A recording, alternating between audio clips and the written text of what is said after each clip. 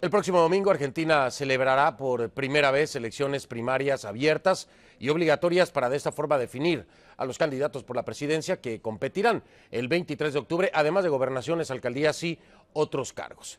Los postulantes a la presidencia tienen que obtener al menos un 1,5% de los votos totales para poder calificar como candidatos a la presidencia.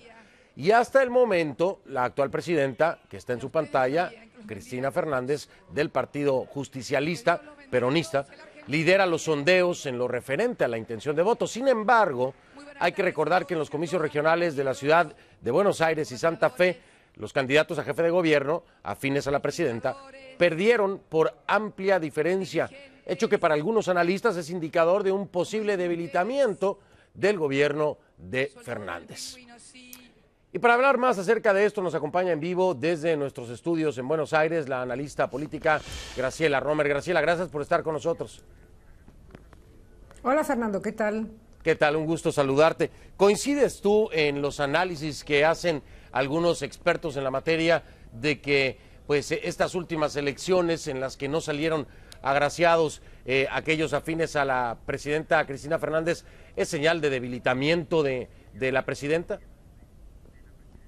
Es muy relativo porque en estos distritos grandes donde efectivamente el partido de gobierno, el Frente para la Victoria, ha perdido, ya son básicamente, históricamente, distritos en los cuales a la presidenta no le había ido tan bien en el 2007 y sin embargo ganó con el 45-46% de los votos. Por lo tanto, estos distritos no son un anticipo de lo que le puede llegar a pasar, digamos, a el partido de gobierno en las elecciones del 23 de octubre. Hoy por hoy, todas las encuestas de opinión marcan que si las elecciones fueran hoy, Cristina Fernández ganaría con el 42-43% de los votos, seguidos muy lejos por Ricardo Alfonsín, con cerca del 17-18, y más abajo el expresidente Duhalde. Luego, digamos, Wiener como, diría yo, un dirigente o una fórmula sobre la cual se focalizan realmente serias expectativas de crecimiento hoy, ¿no? Graciela, tengo una pregunta, porque hay que tener claro y por qué entender que es relativo. Estamos hablando de que la provincia con mayor peso en estas elecciones es Buenos Aires. Estás hablando de que es la más poblada y un 37,5% de los electores están ahí. Sin embargo, en las recientes elecciones, pues no fue a favor el resultado, en este caso del partido del gobierno. ¿Por qué entonces se convierte en algo relativo? Tú estás hablando de las elecciones de donde la candidatura de Kirchner, las legislativas del 2008, donde efectivamente le fue muy mal, pero tuvo que ver básicamente con la famosa resolución 125 que llevó el voto no positivo del vicepresidente de la Nación. Esa situación fue ampliamente superada. En ese momento Cristina Fernández tenía, y el partido de gobierno habían caído considerablemente en las encuestas luego de la muerte del expresidente Kirchner. El repunte de la evaluación de gestión por Cristina Fernández ha sido realmente exponencial. Hoy los niveles de apoyo a la gestión de gobierno superan el 50% de los votos.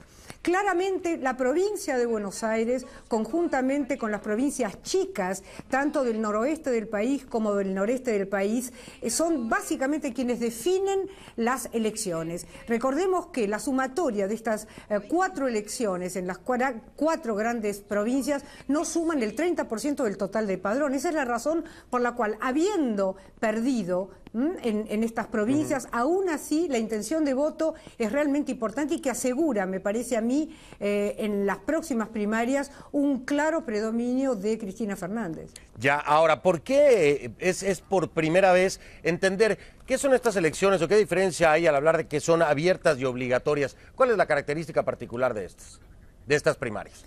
Bueno, ahí tenemos todo un tema, porque en honor a la verdad, estas primarias abiertas que presuponen un cambio importante como parte de la reforma política que se votó y que apoyaron la mayoría de los partidos, termina siendo unas primarias abiertas a medias. ¿Por qué?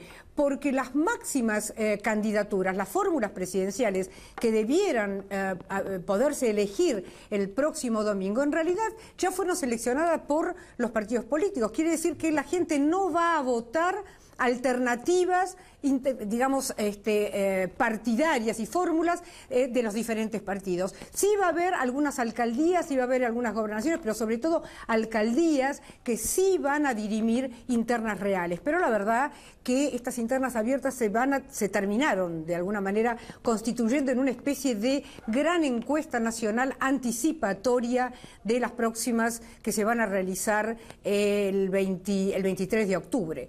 ¿Y para qué sirven? De todas maneras son algo así como una puesta al día de las relaciones de fuerza reales que hoy tiene, por un lado el partido de gobierno, pero por otro lado la oposición. Y del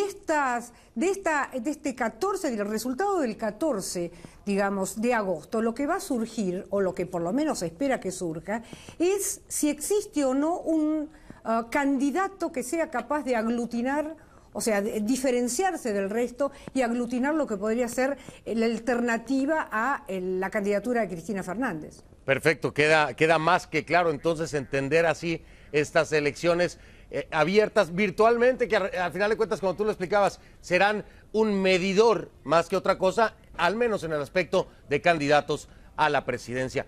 Muchísimas gracias. Y ibas a decir algo más adelante, Graciela, por favor. No, y básicamente sirven también, no solamente le sirve al gobierno para definir su posicionamiento, sino que también le va a servir a la oposición para hacer un fine tuning, en el sentido de un ajuste de estrategias y posibles, digamos, alianzas con miras, digamos, a el 23 de octubre. Claro, a corregir rumbo cuando todavía se tiene el tiempo para poder aglutinar mayor cantidad de votos.